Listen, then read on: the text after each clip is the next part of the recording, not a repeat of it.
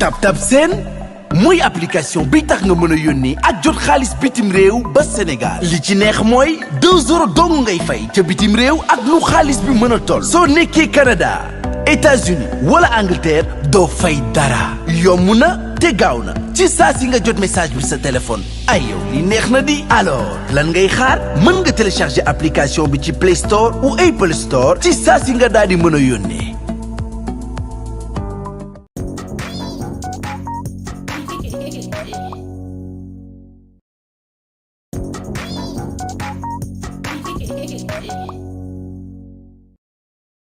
Chers amis fidèles internautes, vous qui avez choisi la chaîne des grands événements VIP People TV, s'informer juste c'est vrai. nee naa leen su ngeen abonné ba noppi bu leen fàtte bës cloche de notification ñu dellu soit tey ci beneen numéro actu du jour en ce jour mardi 15 août 2023 du jour Assomption ñuy profito du souhaiter à toute la communauté chrétienne une très bonne fête d'Assomption. ñi ñëw nag tey indi leen beneen actualité boo xamante ni lëmbee na dëkk bi muy lan révélation yi nga xamante ni jib na fi démb kan moo ko jibal muy kii nga xamante ni mooy Aba Mbaye di l'honorable député bokk ci taxawu Sénégal ba noppi bokk ci coalition Yewwi Askan Wi kii di Aba Mbaye dafa wax démb ay kàddu yoo xamante ni jëmle ko ci kii nga xamante ni mooy professeur Ngouda Mboup professeur Ngouda Mboup ku nekk xam na ni ko mi ngi ci plateau de télévision yi bu njëkk sax da doon woote boppam comme constitutionnaliste di waxee ci wàllu droit constitutionnel alors que maîtriser wu ci dara c'est tout simplement un professeur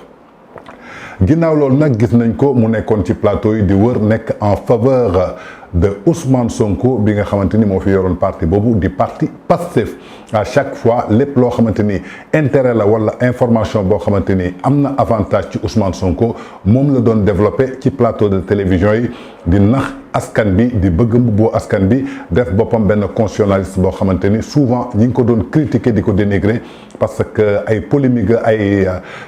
chronique am da doon indi polémique ci sphère de la presse sénégalaise parce que da doon indi jiixi yaaxa parce que il était plus proche de ce parti boobu nga xamante ni existé tout muy parti Pastef di parti Ousmane Sonko ndekete Ngouda Mboup li mu nekkoon foofu di défendre yëpp kii di coalition Yewwi Askan bi weer bu dee dañ ko doon fay 1,5 million jàppale ni 1,5 million la Ngouda Mboup doon encaissé ci coalition Yewwi Askan bi lan la leen doon liggéeyal donc wër ci plateau télévision yi di nax askan bi toujours di leen jox ay informations yoo xamante ni taxawul teg ko ci wàllu yoon alors que du compétence am du métier am xamu ci dara à chaque fois man leen y a trop de manipulation il y a des gens qui sont sur les plateaux souvent dañuy nekk uniquement di manipuler askan bi en faveur de Ousmane Sonko donc ce qui veut dire que lu dul dëgg du yàgg nee naa leen saa su ne képp koo xamante ni yaa ngi topp doomu aadama toppal benn doomu aadama ci dëgg moo gën nga topp 1 million doomu aadama ci fen ndaxte trop tard fen dafay feeñ donc je crois que Aba Mbaye clatel na kii nga xamante ni mooy dilu kii nga xamante ni mooy professeur Ngouda Mboup yaakaar naa nag ba muy toog ci plateau yi di wax waroon na xam ne ni que yàlla suñu borom mi ngi ko tiim te la mu doon wax waxu ko woon pour intérêt askan bi intérêt poosam moo ko wax la woon parce que 1,5 million yi ñu doon yëkkati di ko jox chaque mois moo taxoon muy toog toujours di défendre coalition boobu di Yewwi Askan bi plus particulièrement waa parti Pastef di Ousmane Sonko di ko xamante ni nekkuñu ci dëgg chaque jour mu leen di jéem a jox dëgg à chaque fois que ni ma koy waxee rek problème bi noonu lay posé woo nañu déglu ji vidéo bii nga xamante ni Aba Mbaye def na ko ay révélation ci Ngouda Mboup. dafa am rémunération hein? Non, c'est volontariat la. ok da nga koy def gratuitement laa koy def. ok loolu bokkoon na ci conditions yi. ok parce que ku la fay tënk la. samay condition moo doon aussi kenn du ma fay. kenn du ma fay. fenn ci kanamu yàlla. Birame Souleye est venu nous proposer un projet de contrat avec Ngouda Mboup. Sur les 3 millions que reçoit le groupe, les 1,5 million sont versés à Ngouda Mboup. Ouais. Si nous avons Ngouda Mboup, il est apparenté Pastef, ou il est membre du directoire du Pastef. Chaque mois, sur les 3 millions, on donne à Ngouda Mboup. Donc, si nous avons nous d'accord parce que Ngouda Mboup vient de gagner, mais on a juste dit que c'est pour le bien-être du groupe. Moi, Ngouda Mboup ne m'a jamais écrit un texte. Donc ça veut dire que tous ces montages juridiques là qu'on fait, c'est fait à partir des ressources du groupe et sur le dos du groupe. Et je pense que nekkul élégance xajul suñu. dañuy fen nii la ñu yàlla bindee dañuy wër di fen rek fen la ñu yàlla bindee ñuy fen jàpp nañu nit day sportif fen naa jàpp nañ ma wala nga jàpp moom nga may saraxe. kon ñoo seetaandoo vidéo boobu nga xamante ni kii di Abba Mbaye bokk ci coalition taxawu Sénégal def na ko ay révélation ci kii nga xamante ni mooy professeur Ngouda Mboup professeur Ngouda Mboup dama lay laaj looy wax waa askan bi est-ce que tey am nga sañ-sañ dellu ci plateau bi pour démentir li nga xamante ni Abba Mbaye wax na ko ci yow su dee da nga doon encaisser 1,5 million toog ci plateau bi di wax ak askan bi loo xamante ni dara lu ci dëgg uniquement en faveur de waa parti Pastef Ngouda Mboup jàppal ni que trahir nga sa peuple trahir nga sa askan toujours mooy li may wax peuple sénégalais ñu ci bare ñu nekk ci plateau yi di wooyee seen bopp ay constitutionnalistes di wooyee seen bopp ay juristes c'est des mercenaires yoo xamante ni dañ leen jël ñan ñoo leen jël mooy parti bi fi nekkoon di Pastef di leen jox xaalis ñuy wër plateau yi di leen waxal li leen neex di gundaandaatu di manipuler askan bi dafa fekk ñu foog ni état bi dafay jaay injustice parti boobu. alors que parti boobu amul woon programme parti boobu amuñu woon projet lañ doon wax ci projet yëpp dara taxawu ci lan la ñu bëggoon indi mooy la violence le mensonge et la manipulation pour accéder au pouvoir yàlla bi dara teewul nag nee naa leen yàlla gëmmul nelawul day toog di la seetaan ba ca cappaandaw moo ñu indil xale bu jigéen bu ndaw bu tudd Adji Sarr découvrir ne kan mooy Ousmane Sonko lan mooy projet Pastef lan moo làqatu woon ci ginnaaw ba tey jii ñi découvrir ci ay terroristes ak ay actes yoo xamante ni appel à l'insurrection la ba ministre de l'intérieur jël décret tas parti bi nga xamante ni mooy parti Pastef en tout cas li ma leen bëgg a wax rek mooy mbir yaa ngi commencé feeñ benn par benn kon askan bi lay delloowaat kàddu bi askan bi lay naan xoolaat leen bu baax yàgg naa toog ci plateau di leen naan ñii di waxuñu wax dëgg ay fenkat lañu ay naafeq lañu c'est des gens yoo xamante ni dañ leen di utiliser pour manipuler leen en même temps di def ay usurpation de fonction yoo xamante ni du seen fonction maîtriser wuñu ko du seen ay domaine sax ñu taxaw di ci wax barki démb maa ngi déglu l'essentiel Sen TV ma dégg kii di Ndeye Fatou Ndiaye invité ci benn juriste bi joxe na point de vue am lu jëm ci wàllu yoon lu jëm ci wàllu code pénal lu jëm ci wàllu code électoral wax ci wàllu constitution pour man xam-xamam foofu la waroon yem mais daf ci teg benn kàddu boo xamante ni ma ne ko franchement parler wàcc nga sa yoon dafa taxaw ne Macky Sall ilaa yow mi diine du baal Ousmane Sonko benn affaire Macky Sall ak Ousmane Sonko lan lañ jotee Fatou Abdou Ndiaye laaj ko mu teg ci que Ousmane Sonko moo empêché Macky Sall def 3e candidature am kon Macky Sall du ko baal loolu muy accusation yu grave musul dégg benn yoon Macky Sall ne Ousmane Sonko moo ma xañ def 3e mandat loolu moo tax du ma baal Ousmane Sonko muy beneen manipulation boo xamante ne beneen juriste indi na ko ci plateau télévision muy ay wax yu grave tey suñ ko ci porté woon plainte ñu ne ko indil preuve yi fan nga fekkee ni que bi Macky Sall ne man du ma mës a baal Ousmane Sonko parce que moom moo ko tere du ko mës a génnee dafay nekk foofu di layam-layami kon je crois que nañu bàyyiwaat xel bu baax ci ñii nga xamante ni ñu ngi ci plateau yi di wax au détriment de Ousmane Sonko 95% yëpp ànduñu ak moom weccet moo tax ñu koy waxal 95% yëpp weccet moo tax ñu koy waxal su jaarul ci loxo Ousmane Sonko mi ngi jaar ci yeneen financeur Ousmane Sonko yoo xamante ni ñoo leen di fay suba ngoon guddeeg bëccëg mais kenn ci ñoom waxul ci sa askan sa intérêt bopp ak sa intérêt poste moo la tax a wax kon yaakaar naa ni professeur Ngouda Mboup kii di Abba Mbaye feeñal na benn deal ci moom. toujours dans votre acte jour de ce mardi 15 août 2023 dama bëgg ñu seetaani benn vidéo bu Iran Ndao dellu si waat. ndax gis nga réew mu ngi mel ni nga dem de xeex ak gaynde yow moo xeex ak nguur yam xeex ak nguur dal ci kaw nguur mu ngi mel ni nga dem di ruux gaynde wala nga koy tëbal bés bu jubloo ci sa kaw da nga xam ne gaynde nga daal dafa am loo xam ni nit ki bu ko waxee du am lam bëgg na noppi ti waxal ci la ca des du la may li nga bëgg da nga bëgg ñu ne jàmbaar nga man ngaa wax lii dinaa géree man léegi nga seetaan ci réseaux sociaux yi nit laaj ma dara may xaw ma ko duma ko nangoo wax bàyyi mu jàll parce que itam di ci jéem a jàmbaar bañ xëy ni la niib dugal la ci kaso bi nga sonn loolu sonnal sa bopp sonnal say mbokk sonnal ñëpp loolu jaru ko. kon yaakaar naa ni ñoo seetaandoo vidéo bi nga xamante ni oustaz Iran Ndao di prêcheur nekk foofa ca Sen TV yëkkati na ko jëlee ko nag ci wàllu diine ak aduna yaakaar naa ni képp ku nekk ci aduna jaay yow yaa xam lépp ku nekk ci aduna di bëgg a xëccoo nguur di xeex ak nguur xam nga ni nguur mooy li ñuy wax xajul ci mbindeef waxatuma laak benn doomu aadama bay xëcc ci parti parce que l'état est tellement puissant l'état a tous les pouvoirs yow amoo benn pouvoir nga jóg nga ne da ngay dal ci kaw nguur naka ngay dalee ci kaw nguur appel à l'insurrection naka ngay dalee ci nguur résistance naka ngay dalee ci nguur manipulation naka ngay dalee ci nguur ay mensonge naka ngay dalee ci nguur ci ay tooñ yoo xamante ni tegoo ko fenn naka ngay dalee ci nguur ci ay diffamation naka ngay dalee ci nguur ci ay corruption à la jeunesse yoo xamante ni sa intérêt personnel la utiliser une minorité de jeunesse boo xamante ni dañu inconscient bootu ci sa ginnaaw nga foog ni am nga doole ma xamal ne que état moo yor armée moo yor gendarmerie moo yor police moo yor douane moo yor eaux et forêt moo yor décret moo yor ministère moo yor lépp loo xamante ne ëmb na tey li tax ñu doon benn république yow mi nga xamante ne nag dénkuñu la sax paquetu suukar dénkuñu la ko nga ne da ngay jóg di xeex nguur damay yaakaar sa matadi ak sa immaturité ak sa ñàkk xam ak sa ñàkk xam-xam moo tax nga naan da ngay song nguur ak ku mu mën a doon ci àdduna nga ne da ngay dépier sa état taxaw di woote ay appel à la résistance ay désobéissance civique je crois que immaturité moo la fa yóbbu moo tax tey Iran Ndao yëkkati na ay kàddu yoo xamante ni képp koo xamante ni yaa ngi ci langue politique bi wala nekk ci askan bi nekk ci société bi war nga ci bàyyi xel xam na ni que nguur dafa am nuñ koy xeexee comme Barthélémy Dias nu mu koy waxee la politique c'est dans l'esprit et non pas dans les cœurs politique ci xel la ngay xool naka ngay déjouer yenn obstacles yi pour que mën a arriver à tes objectifs mais soo foogee ni cëfër violence wala masse populaire bi la topp saa yoo génnee ndiiraan bi topp la am na ñoo xamante ne amuñu lu ñu def fu ñu gisee ful dañ ciy topp yow nag soo xoggalikoo ba yaakaar ne ñëpp dañ la gëm je crois que tey cause yi feeñ na tey kii may jéglal wax ji du kenn ku dul kii nga xamante ni moo daf fi nekkoon leaderu Pastef di Ousmane Sonko ginnaaw bi mu fi wootee yooyu yëpp ñëpp topp ci ginnaawam tey su xoolee ni que foofu ma tëdd ci hôpital principal nekk pavillon spécial ndaxte dañ ko yóbbu maison correctionnelle sous mandat de dépôt mu xool xale yi xool jeunesse bi toppoon ci ginnaaw ku ci nekk mi ngi doxi ay activités je crois que war na delloosiwaat xelam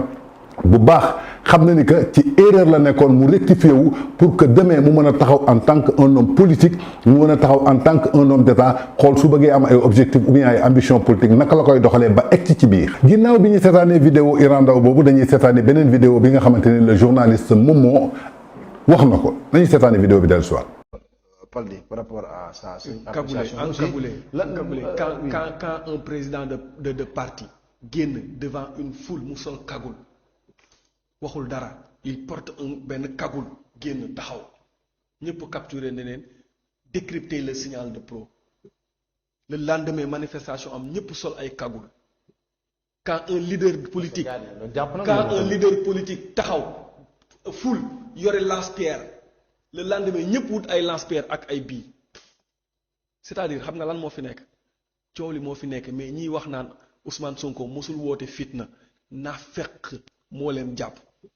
gis nga c'est ñi ay Africa Jom Center. je crois que ñoo seetaandoo vidéo bi nga xamante ni moom moo wax na ko mu am jàngat bu am solo mu am analyse bu pertinent bu nekk ci biir ndaxte tey soo nekkee njiit nga ne dama aspiré jiite réew nga taxaw ci diggu fuul ñëpp wër la nga jël kagul sol ko kagul lan lay signifier maanaam ñi nga xamante ni ñoo doon braquer ay banques ñi nga xamante ni ay agresseurs lañu ñi nga xamante ni ay sàcc lañu ñi nga xamante ni dañuy def ay ñaawteef ba pour kenn bañ a ràññee seen kanam loolu la kagul di signifier wu yow nga jël kagul boobu porté ko bi nga solee kagul boobu ñu xëy suba la lendemain gis ay xale yu bëri di manifester sol ay kagul di dugg di daj ay magasin jaamur di sàcc ay bagage u jaamur di taal ay oto jaamur di yàq ay yëfu jaamur kon yaakaar naa ni yow mi taxaw nga ne tu aspires à diriger le Sénégal c'est toi la solution c'est toi l'antisystème c'est toi le panafricanisme tu n'as pas donné un bon exemple car leçon bi nga joxee mooy lan leçon banditisme leçon sàcc leçon voyou loolu nga fa joxe ñu dëkkiwaat gis nga taxaw ci sa biir caravane ñëpp wër la nga jël lance-pierre taxaw di naan nii lance-pierre mooy lan mooy quelque chose qui appelle à la violence quelque chose boo xamante ne dafay woote fitna quelque chose boo xam ne dafay woote xeex moo tax souvent suñu toogee ci plateau yi ma dégg ay chroniqueurs yu naafeq yu filis wala yenn partisans wala yenn politiciens yoo xamante ne amuñu ambition amuñu base taxaw di naan kenn musul dégg fi nga xamante ni Ousmane Sonko woote na fa appel à l'insurrection damay naan xanaa gisuñu image yooyu ak image lan lay symboliser dañuy fàtte ni que toujours dafa am loo xamante ni dafa am lu muy symboliser gis nga wax dafa am lu muy symboliser image dafa am lu muy symboliser ci nit et à chaque fois su ko defee da ngay gis le lendemain yenn jeunes yi jël topp loolu donc nit sooy wonee un exemple da ngay wone exemple bu baax ba nga xamante ni sa jeunesse dañ ciy roy mais li nga won sa jeunesse mooy lan banditisme voyoutisme yàq agressé sàcc fen manipuler loolu la Ousmane Sonko woon jeunesse bi nga xamante ni moo toppoon ci ginnaawam donc je crois que la responsabilité aujourd'hui est engagée à Ousmane Sonko. Tous ces dégâts matériels boo xamante ni constaté nañ ko ci Sénégal de mars 2021 à nos jours le seul responsable il s'appelle Ousmane Sonko tous ces morts 40 morts yi nga xamante ni gis nañ ko ci Sénégal ñi koy laam-laamee di yuuxu anti-démocrate anti-système dictature le seul responsable il s'appelle Ousmane Sonko à chaque fois à ses déclarations incendiaires si la ñuy gisee loolu di xew ci Sénégal alors qu'il y a plusieurs politiciens il y a plusieurs parti politique ku ci nekk mi ngi yëkkati ay kàddu di ko wax mais musuñu gis benn nit faatu ci. Quand si on prend cette responsabilité, on le met sur le dos de Ousmane Sonko, si je dis que franchement, je me pose la question, est-ce que tu es un Sénégalais? Est-ce que le peuple sénégalais t'intéresse? Un jour, j'ai vu sur le plateau de Sen TV qui dit Moustapha Sarré, taxaw di défendre Ousmane Sonko, un vieux bo xamantene tay je crois que bammel la gëna joggé ka tay aduna soko xolé ak ay bidjawam ak karom mu taxaw di dagassante ak ben xalé bu jigen bu ndaw bo xamantene mi ngi bok APR deuk Cambérène ko xamantene moromu seutam la donc ce jour là j'avais honte dama né bouteille lamu def mom la sañ ba di xéñ ma waxtan ci ak ben militant Pastef mu ne ma so gisé li kay motax xalé yu ndaw yi lan lañu wara def ndagam ñom pa yu nga xamantene ñoo top ci ginnaw Ousmane Sonko ñoo yor de tel comportement arrogance violence irrespectueux à travers sur les plateaux de télévision askan bi di len sétal kon jeunes yi suñu génnee yor ben langage nek ci seen réseaux sociaux yi di commenter di saaga nit ñi da ngay delloowaat buum ca mboy boy barat maanaam mooy bouteille la mu def moom la sañ ba di xeeñ toujours nañu seetaani waat beneen vidéo dellu si waat muy benn audio boo xamante ni c'est la presse française ñoom ñoo ko def ci ki nga xamante ni mooy l'avocat de Ousmane Sonko, le franco-portugais espagnol Juan Branco, le minable avocat, l'homme qui ne signifie rien du tout, le clochard. Médias français peut-être méconnu de nos téléspectateurs, mais qui mérite le détour. Le énième coup d'éclat de l'avocat franco-espagnol Juan Branco aura mis en émoi quelques heures durant une escouade de juristes, l'ultra-gauche hexagonale et l'arrière-garde de l'intelligentsia ouest-africaine. Ça tombe bien puisque tel était l'effet recherché. Rembobinons le film, un film dont le scénario aurait pu être imaginé par le tandem improbable Costa Gavras-Gérard Houry. Défenseur parmi d'autres de l'opposant sénégalais Ousmane Sonko, Maître Branco a été arrêté samedi en territoire mauritanien et remis aux autorités dakaroises. Interpellation rocambolesque puisqu'il dérivait à bord d'une pirogue ballottée par les flots tumultueux du fleuve Sénégal, vêtu non de la robe plissée noire de l'avocat, mais d'un ciré de pêcheur. Hier, dès son arrivée au pays de la Teranga, le conseil le plus éruptif du barreau parisien, visé par un mandat d'arrêt depuis la mi-juillet, se voit écroué et inculpé. Un déluge de griefs, je prends mon souffle. Attentat, complot, diffusion de fausses nouvelles, manœuvre de nature à compromettre la sécurité publique ou à causer des troubles politiques graves, séjour irrégulier, outrage à magistrat, repos. Déjà en mars dernier, le fils du célèbre producteur de cinéma portugais, Paulo Branco, avait été refoulé dès son arrivée à l'aéroport de Dakar. Alors que lui reproche-t-on? De plaider la cause d'un activiste radical, Sonko, vénéré par une partie de la jeunesse, condamné à 2 ans ferme dans une affaire de mœurs et affaibli par une grève de la faim. Mais aussi, et surtout, d'avoir saisi la Cour pénale internationale de La Haye, invité à ouvrir à l'encontre du président Macky Sall une enquête pour crime contre l'humanité. Je serai le dernier à minimiser la gravité des affrontements et de la répression qui ont endeuillé le Sénégal en juin. 16 morts selon les autorités, une trentaine à en croire les partisans de Sonko. Reste que si celui qui fut tour à tour l'avocat de Julian Assange, le prophète de Wikileaks, de Jean-Luc Mélenchon et des figures de proue des Gilets jaunes tient vraiment à flétrir les méfaits imprescriptibles des tyrans d'ici-bas, je tiens à sa disposition une liste de cibles dignes de son ardeur. Qu'on se rassure, sauf surprise, Juan Branco, libéré ce lundi, devrait être expulsé vers Paris dans les prochaines heures. Bien sûr, il est toujours navrant de voir le défenseur d'un opposant, qu'il soit africain ou pas, échouer en tôle. Bien sûr, Maître Robin Binsard, l'un des conseils du Conseil, est fondé à rappeler, et je le cite, le principe d'immunité civile et pénale de l'avocat lorsque celui-ci s'exprime dans l'intérêt de son client. Et c'est là que ça coince.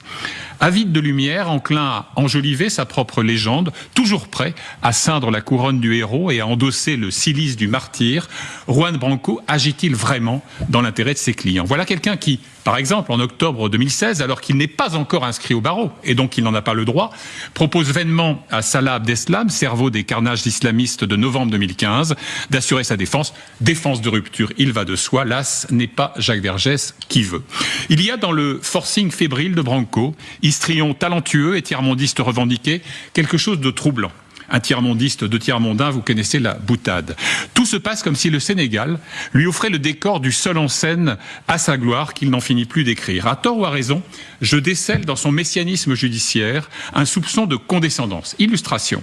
Voilà 8 jours, entré clandestinement au Sénégal, il déboule sans préavis au beau milieu de la conférence de presse qu'anime le collectif des confrères dakarois investis dans la défense d'Ousmane Sonko. Et on l'entend claironner à l'adresse du procureur que nous sommes venus ici dire que nous n'avons pas peur. Mais que craint-il, lui? Qu'on l'oublie? Que le feu des projecteurs se détourne de son regard incandescent? Voilà des décennies que le défunt précaré francophone fait la fortune de quelques cabinets avocats des bords de Seine, qu'il s'agisse de voler au secours d'un despote empêtré dans ses turpitudes, ou ça arrive, Dieu merci, d'épauler tel dissident embastillé. Je préfère bien entendu l'option 2. Encore faut-il comprendre que l'Afrique n'est pas l'estrade où l'on vient réchauffer son ego.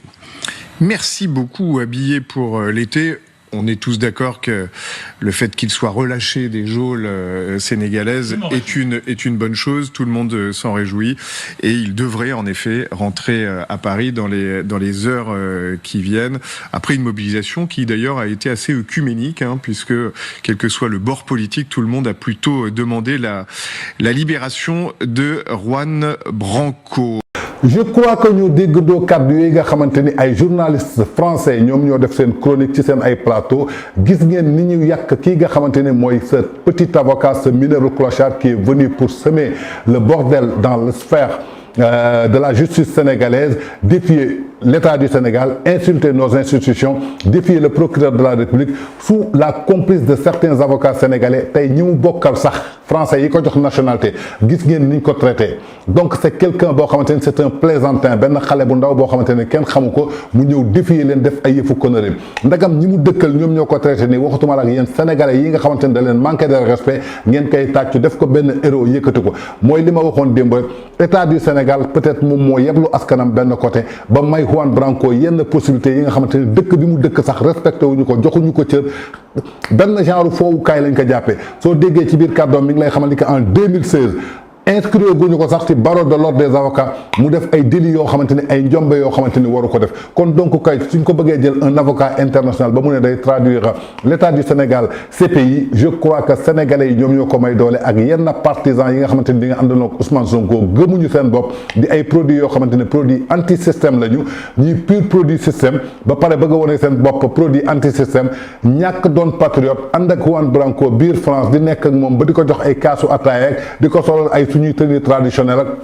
de Juan Branco comme quelqu'un qui a de l'importance alors qu'il ne signifie rien aux yeux de ces Français yi nga xamante ni sax ñoom la dëkkal ñoom la nekkal ci benn territoire donc dama ne bukki su yebee ca ponkal ca doxalin bëra donc ñun ñoo war a jëlaat suñu fulla ak suñu matuwaay ak suñu courage en deux mains xam na ni que Sénégal ñun ñoo ko moom mindeef waruñu koo gën a bëgg képp koo xamante ni yaa ngi ñëw di ñu défier si suñu biir territoire dañ la war naka la ak nan la parce que suñuy naan teranga Sénégal dañ ci war a boole fulla ak fayda doomu sénégalais donc je crois que le cas Juan Branco c'est quelque chose boo xamante ni waruñu ko gisati muy reproduire fii ci Sénégal mu doonoon nag li ñu indiloon tey ci seen actu du jour fii ci VIP People TV la chaîne des grands événements s'informer juste et vrai maintenant leen su ngeen abonné ba noppi bu leen fàttee jox bës cloche de notification bi ngir jot yeneen vidéo je vous donne rendez-vous à demain avec un autre numéro sur VIP People TV.